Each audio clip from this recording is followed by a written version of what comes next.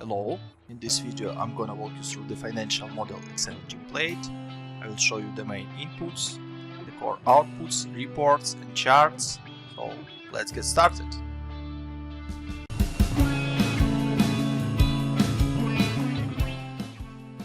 On the dashboard tab you can input the core inputs or drivers for your model.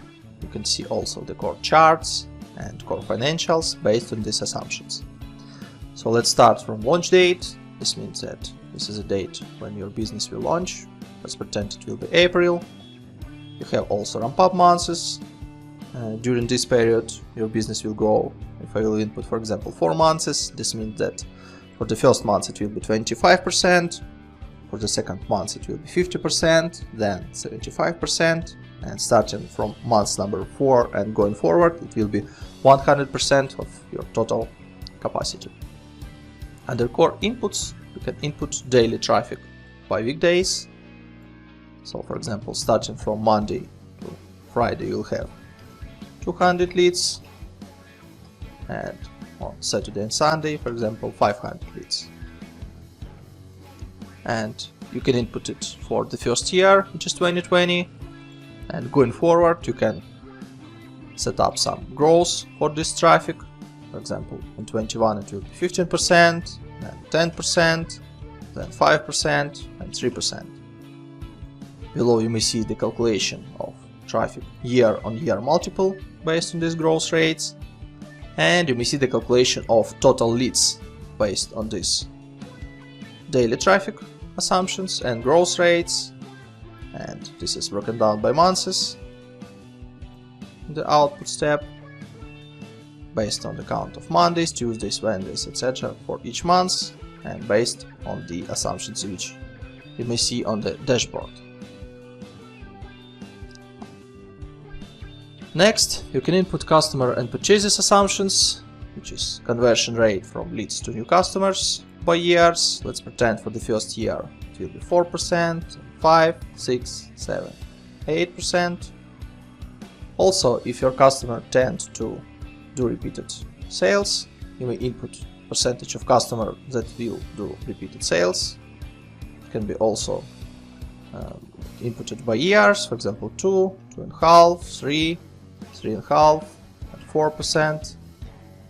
Also you can input count of purchases per month per repeated customer, for example 2, 2, 2, then 3 and 4. And based on these assumptions, you may see the count of purchases by years in total. Also, you are able to set up the seasonality of your sales. For example, if in January you have 20% seasonality, this means that your average annual sale will be impacted by 120%. And if in February it will be minus 10%, then you will multiply your average monthly sale across the year for 90%. If you don't need any seasonality, you can just zero out this set of assumptions, and you will not have any assumptions for the seasonality within the model. On the products tab, you can input product categories names like 111, 222, etc. Any name you need, and you can set up the sales mix by products. For example, if you will input something wrong, like 80%, your product number 5, which is 100% minus sum of breakdown of previous 4 products, will be minus 40%. You will see the red color. This means you input something wrong. If you set the breakdown correctly and sum of your first 4 categories is less than 100%, then your product E will be everything else until the 100%. So the total always should be 100%, and if you input everything correct, this will be in gray color. Below you can set up the price for your product in dollars and COGS by product categories, by years, as a percentage of revenue. After you input all these assumptions, you may see the revenue breakdown by products, and you can also review the revenue on the profitability chart, and on other core financials you have revenue as a total amount by years. Additionally, you can input safety stock under inventory category on the dashboard.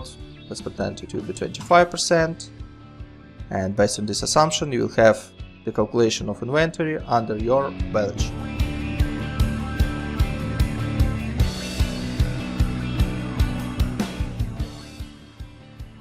The first part of reporting section consists of income statement, cash flow, balance sheet, and the summary tab.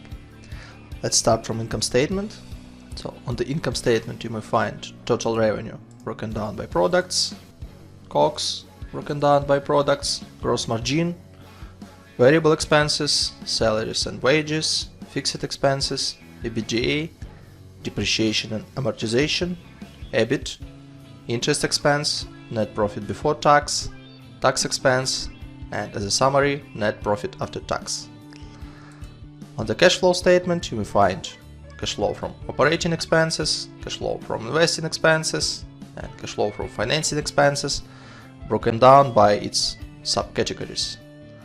On the cash flow indirect you will find more collapsed view of cash flow statement, also broken down by operating activities, investment activities, and financing activities.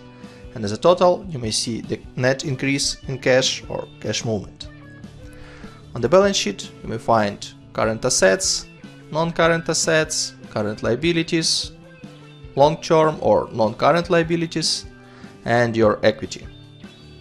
The summary of statements you may find on the summary tab. Here you may see the income statement broken down by years, by main categories, and to the right you may see the detailed year breakdown by months. For example, I can select 2021 and we will see all the P&L line items broken down by months. Below you may see the charts with presentation of main KPIs related to the income statement. The same idea for the balance sheet. You may see more important KPIs on the charts and on the line items breakdown, and the same idea for the cash flow statement.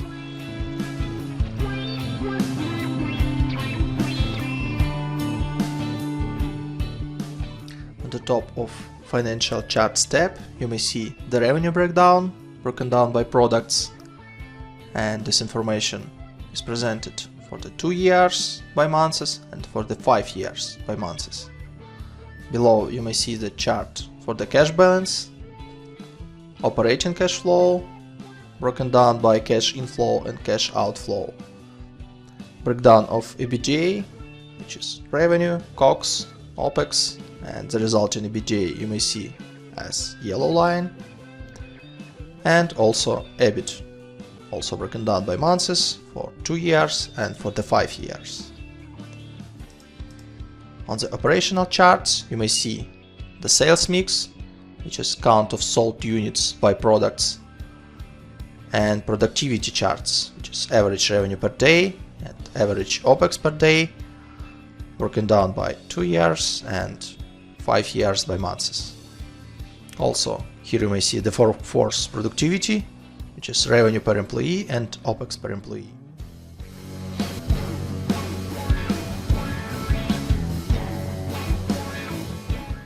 On the benchmarks KPIs you may find your main industry specific KPIs, which are changeable for your industry, for your country. For example, gross margin industry benchmark is 60% for your country. You may see this changed on this chart. Industry gross margin is orange and blue. This is gross margin calculated based on model. The same way you may change profit margin, for example 20%. You may see it on the chart below.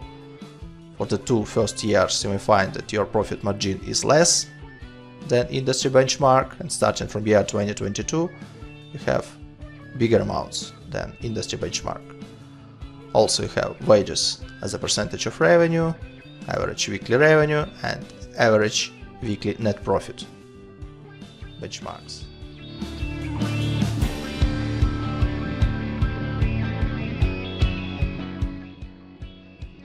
On the top revenue tab you may see the breakdown of your revenue by products and also by years with absolute values and percentage breakdown. The same information you may see on the charts below. Here you may see the percentage breakdown and absolute values breakdown. Below you may see the revenue depth and monthly run rate chart. You can select the year, and based on this year you will see the information of revenue by products as absolute values and percentage revenue breakdown on the pie chart. On the revenue bridge you may find the main revenue drivers of growth. You may select the first year and you may select the last year, and between these years you will see the waterfall chart, and you may see which are the main drivers of your revenue growth, which specific products grow faster and which specific products grow slower.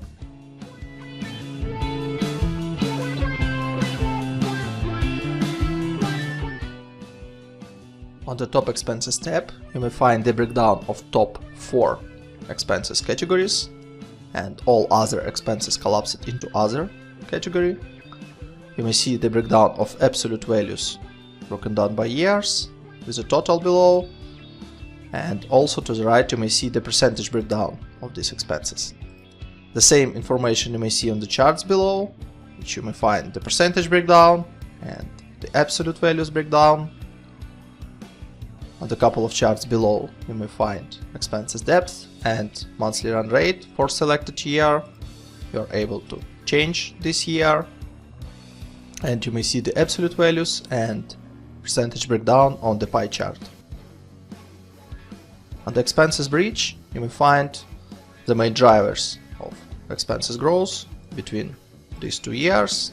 These years are also changeable, so you may select the first year and you may select the last year. And you may see that total expenses starting in 2020 will change to total expenses in 2024 by this waterfall.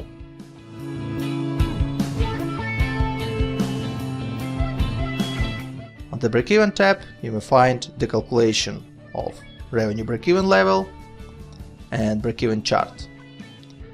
For this particular use case, you may find that your revenue break-even level is less than actual revenue calculation.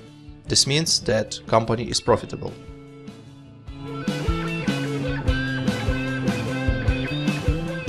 On the valuation tab, you may see the calculation of company valuation based on the cost of equity, which you may input here, cost of loans you previously inputted on the dashboard, calculation of resource share you may see here. There is also tax rate, and here you may find the weighted average cost of capital. In the valuation model there is 2 valuation methods, which is EBITDA multiple and revenue multiple. You may select one of them, and below you may input multiple of methods. Based on this information we can see terminal value, which is calculated on unlevered free cash flow. You may see the present value of unlevered free cash flow, NPV, and multiplicator evaluation for this particular company.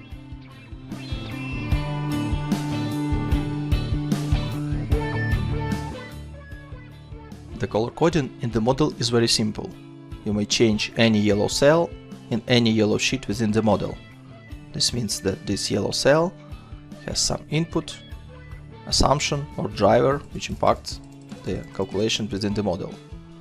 Blue sheets means that on these sheets there are some charts, reports and other information which can be useful for reporting purposes.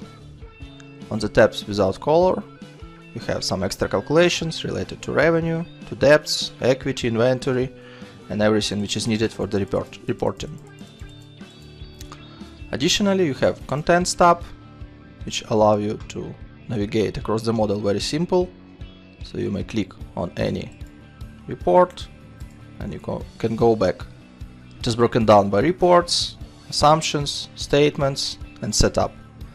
There is short explanation about what each tab does, but if you want to know more, you can go to How To and to see more detailed explanation of what each tab does and what inputs you will find on this sheet and what kind of outputs you will find on this sheet as well. Any header of this section is also clickable. So you may click on, for example, book assets, and you go directly to this tab.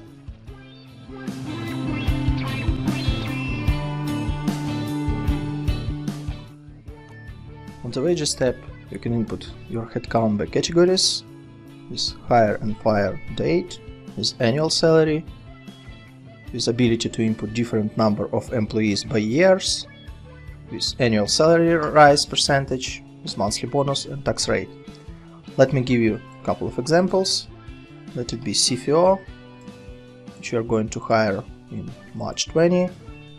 You're not going to fire him, so the fire date will be December 24. So annual salary can be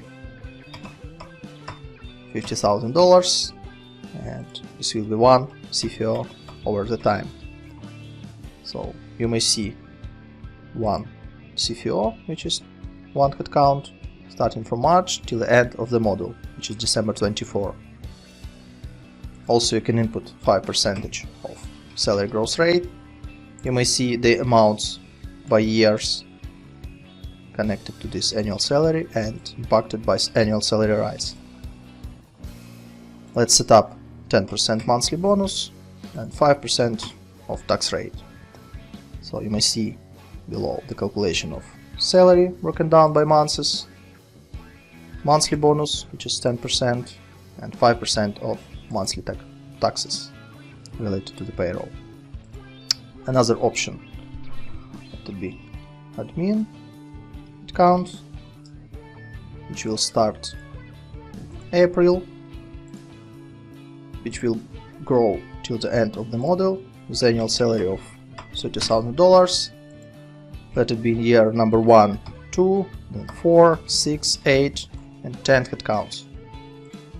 3% of annual salary growth, 5% of monthly bonus, and 5% of payroll tax rate. So in here you may see total staff numbers, which is 2 for the year number 1, 2020. Starting from year 2021, you'll have 4, then 6, 8, and 10 in the last year of the model.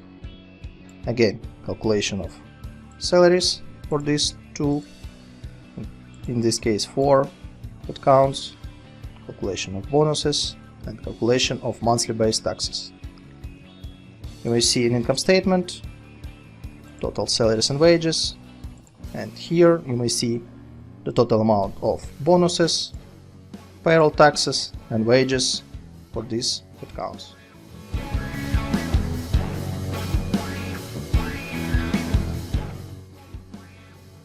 On the Fixed Expenses tab, you may input up to 15 line items for your fixed expenses. Let me show you how it works. For example, you have utilities. You will start pay starting from March 20 till the end of the model, which is December 24. You may see it here. Let's pretend periodicity will be daily with amount of $50 per day. So you may see these amounts in here.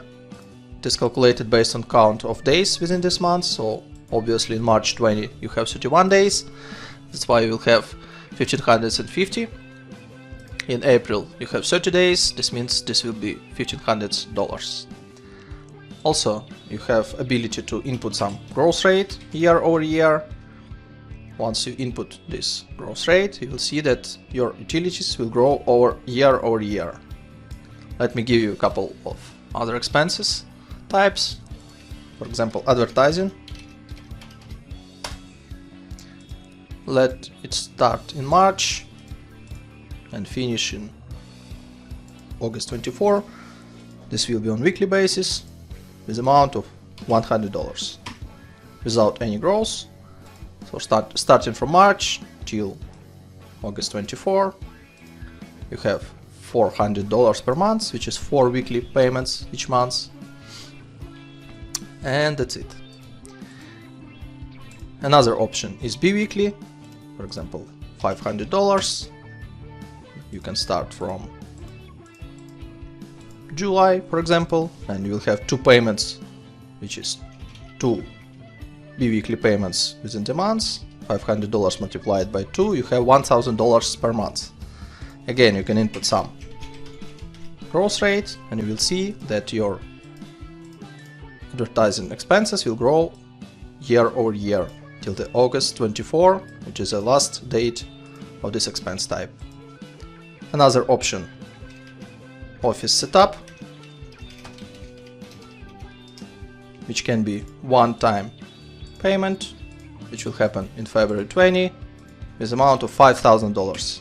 Obviously you should not input any growth rates because this is just one-time fee, and you may see that office setup will happen in February 20 with this amount. Another option, insurance, let it be start from January 20 till the end of the model, and it can happen monthly with $1,000 per month, with 5% of growth first year, 3% of growth second year, 2% of growth third, and 1% year number 4. So you may see this calculation here.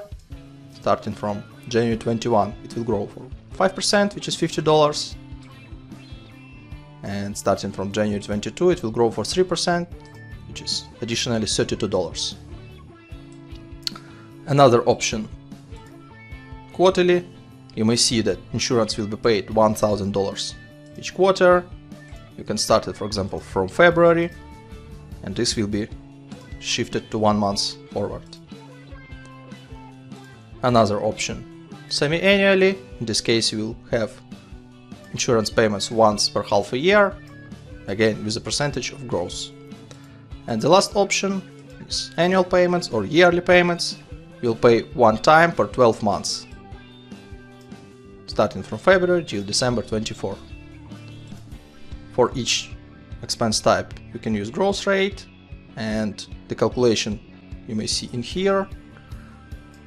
Also, in income statement, you may find total fixed expenses group. If you will ungroup this section, you can see these amounts broken down by months and by fixed expenses line items.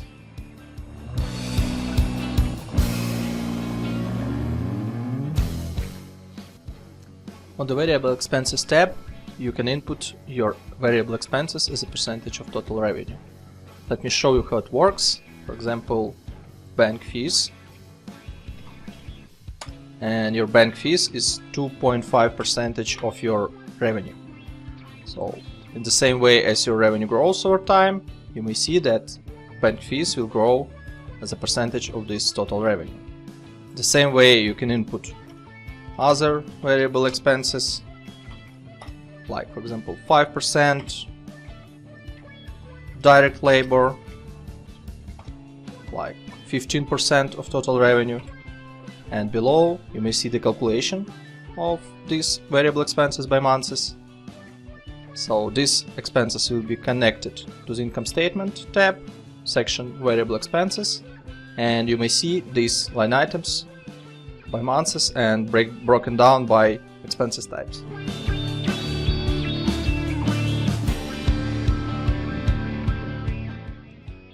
On the CAPEX tab, you may input up to 20 development expenses categories.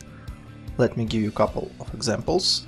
So for example, office development with purchase date of February 20 with spending of $10,000. And you also can input payment delay. What does it mean?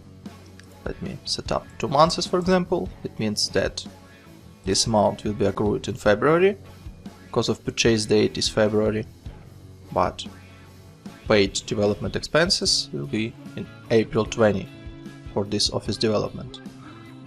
And you will have some balance of CAPEX accounts payable for 2 months. Let me give you another example. Other development expenses. Let's say March 20, $5,000 with 0 payment delay. This means that this amount is accrued in March and paid in March as well. The total amount of development expenses you may find in Assets tab. By default, it has useful time for 5 years for the calculation of depreciation. You may find calculation of depreciation for development expenses in here. Here you may also find capital expenditure and closing net book value. Additionally, you have up to 6 placeholders for other assets. For example, other assets with useful time of 10 years with cost of $25,000 and with launch date in April. You may find it in here. You can see capital expenditure. You may see book depreciation by months for these amounts, and you may see closing net book value. The total amount of depreciation you may find in income statement. On the cash flow, you may find cash flow from investing activities for these assets, and on the balance sheet you may find fixed assets amount under non-current assets and CAPEX prepayment and CAPEX payables as well.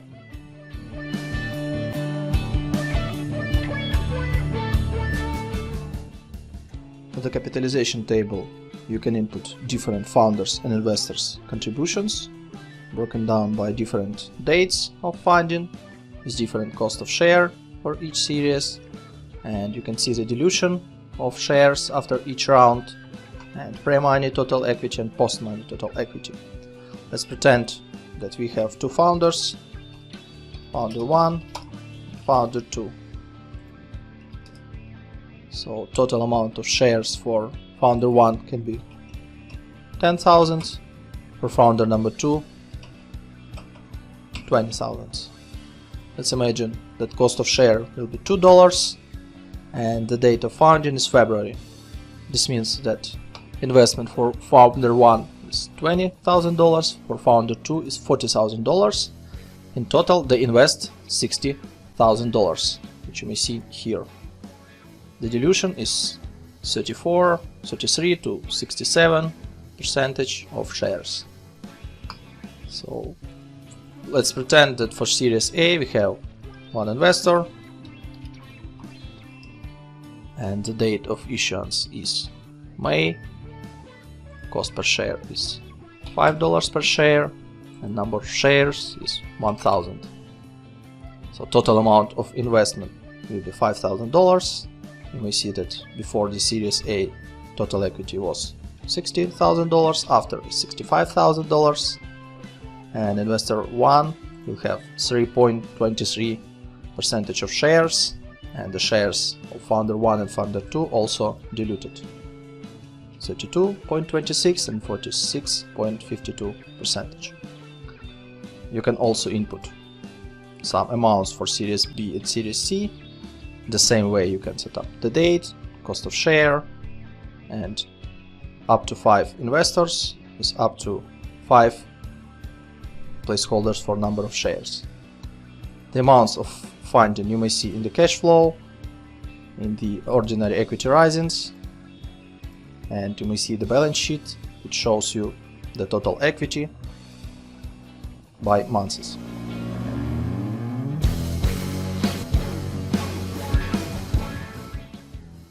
Also on the top of the dashboard you have debt assumptions. Let me show you how it works.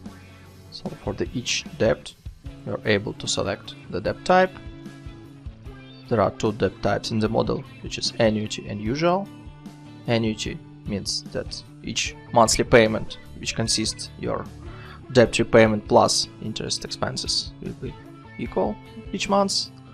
In case if you will select usual, your main debt repayments will be equal parts and interest will be just interest on the debt's closing balance. Let me give you an example how it works. So you may input some amount of the debt, the launch date, term will be 60 months, and interest can be 5%. You may also input the grant, which is just simple amount, which is paid in some specific months, and that's it. No repayments, no terms in terms of interest. So all the calculations of the debts you may see on the Capital tab. Calculations for debt number 1, debt number 2, debt number 3, total debts with grants. These calculations impacts income statement, interest expenses, the cash flow, interest paid, debt drawdowns, debt repayments, and on the balance sheet you have the debt closing balance.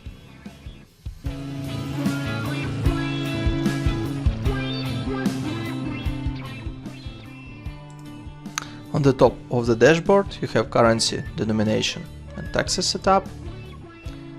So currency inputs means that you can input all your drivers for the model using one currency. You have currency outputs.